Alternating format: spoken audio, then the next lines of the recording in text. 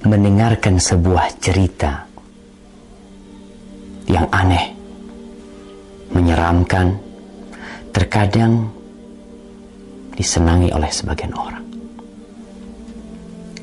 Tapi bagaimana kalau ternyata cerita yang disampaikan adalah bohong dan dusta?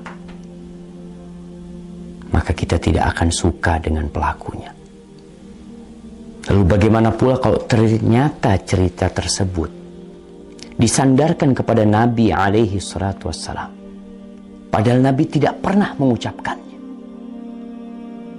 Kalau di negeri kita sekarang pemerintah sedang memerangi hoax, dusta, maka para ulama umat Islam sejak dahulu kala memerangi dusta atas nama Nabi alaihi salatu wassalam.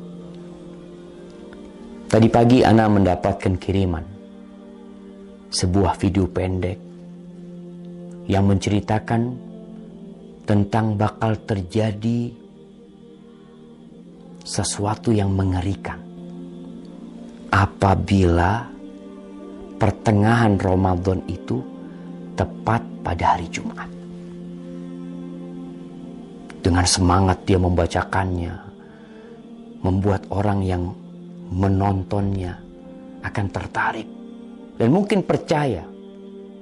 Dan memang dusta apabila diulang-ulangi, disebarkan, terkadang bisa menjadi sesuatu yang diyakini oleh manusia kebenarannya, padahal itu hoax. Dan Rasul sallallahu alaihi wasallam mengatakan, "Man kadzaba alayya muta'ammidan falyatabawa maq'adahu minan nar." Barang siapa yang sengaja berdusta atas nama aku, hendaklah dia bawa kursinya, tempat duduknya ke neraka. Maka jangan mudah-mudah menyebarkan hadis palsu, hadis dhaif, kecuali memberikan penjelasan. Kalau hadis itu palsu atau hadis itu dhaif. Ana akan bacakan hadisnya. An Ibnu Mas'ud, dari Abdullah bin Mas'ud radhiyallahu taala anhu qala Rasulullah sallallahu alaihi wasallam, Rasulullah sallallahu alaihi wasallam bersabda, padahal Nabi tidak pernah menyabdakan hal ini. Jamaah rahimakumullah, Ramadan tahun ini tanggal 15 Ramadan insyaallah hari Jumat. Ini yang menyebabkan penyebar hadis ini. Karena hadis ini seakan-akan akan berlaku tahun ini. Yang artinya dari Abdullah bin Mas'ud radhiyallahu taala anhu, Rasulullah sallallahu alaihi wasallam bersabda, apabila ada suara dahsyat tepat di bulan Ramadan, maka itu akan terjadi beruntun sampai bulan Syawalnya. Banyak di antara golongan manusia lebih memisahkan diri. Mereka bergerombol-gerombol di bulan Dzulhijjahnya. Pertumpahan darah banyak terjadi di bulan Dzulhijjah tersebut. Juga semakin klimak ketika masuk di bulan Muharram. Rasulullah sallallahu alaihi wasallam menyebutkan hal itu 3 kali.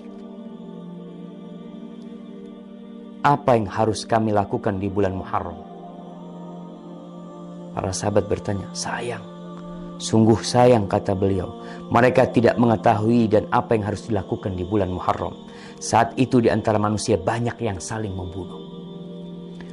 Apa suara dahsyat itu ya Rasulullah?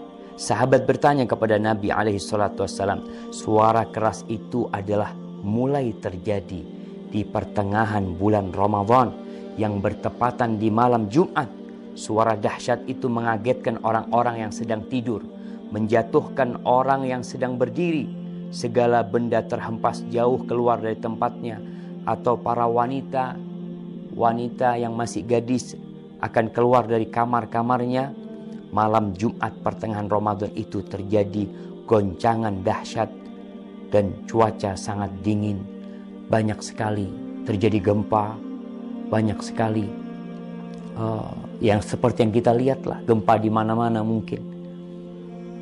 Kemudian apabila bulan Ramadan itu tepat di tahun itu, dan kalian sedang melaksanakan sholat subuh malam Jumat di pertengahan bulan Ramadan tersebut, masuklah ke dalam rumah, kuncilah pintunya, tutuplah kepala kalian, lindungi tubuh kalian, dan tutup telinga kalian.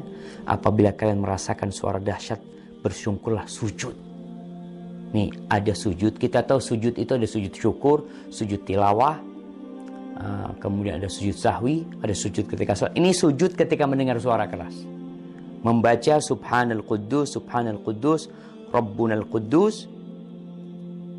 Karena sesungguhnya apabila kalian melakukan itu, niscaya selamat. Jika tidak, tentunya akan binasa. Ini tersebar jemaah di beberapa tulisan. Ini ambil dari beberapa tulisan yang ada di internet. Kemudian video itu juga telah tersebar, yang disebarkan oleh ya entah siapa yang menyebarkan hal itu, menyebarkan hoax. Kita lihat sekarang bagaimana hukum hadis ini. Para ulama menjelaskan hadzal hadis munkar la yasih. Hadis ini mungkar, tidak benar. Al-Uqaili mengatakan laisa li hadzal hadis aslun min hadithi thiqah. Hadis ini enggak punya dasar dari perawi yang thiqah, wala min wajhin yathbut, dan enggak ada yang benar dalam hadis ini. Itu disebutkan dalam Ad-Du'afa Al-Kabir.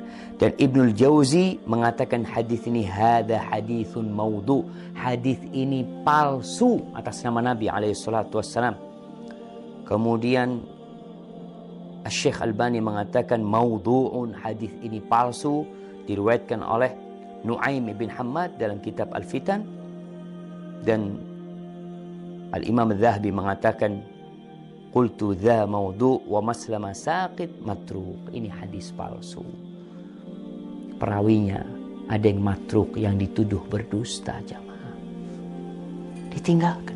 Lalu kita meriwayatkannya, menceritakannya kepada umat, menyebarkannya atas nama Nabi alaihissalam. Nabi bersabda, padahal Nabi tidak pernah menyabdakan hal itu. Jamaah, ma min qaul, tidak ada satu ucapan yang keluar melainkan ada raqib, ada atid. Ma yalfidu min qaulin illa ladaihi raqibun atid. Akan ada yang mengawasi, mencatat. Tapi mungkin sebagian mengatakan, Ustadz kan boleh meriwayatkan hadis dhaif. Kan ada ulama yang berpendapat seperti itu. Kan ada khilaf di antara para ulama. Nah, Anda akan sebutkan para ulama yang membolehkan meriwayatkan hadis dhaif. Yang pertama, mereka mengatakan ini dalam fadailul a'mal, dalam fadilah beramal, bukan dalam menceritakan hal yang gaib, yang mana itu berkaitan dengan akidah seorang hamba nanti. Boleh mengamalkan hadis-hadis dhaif dalam fadailul a'mal dengan catatan 3. Yang pertama, hadisnya tidak terlalu dhaif. Kalau yang tadi palsu. Yang kedua, hadis ini masuk dalam kaidah umum sebenarnya. Yang ketiga, tidak boleh meyakini ketika mengamalkan bahwa itu dari Nabi alaihissalam. Hanya orang ini hati-hati mengamalkannya. Maka hadis palsu, hadis yang dhaif sekali tidak boleh. Kalau antum mau menyampaikan sebuah hadis yang dhaif, sampaikan kalau ini dhaif, kalau ini palsu, agar orang faham dan mereka tidak tertipu dengan apa yang kita sampaikan.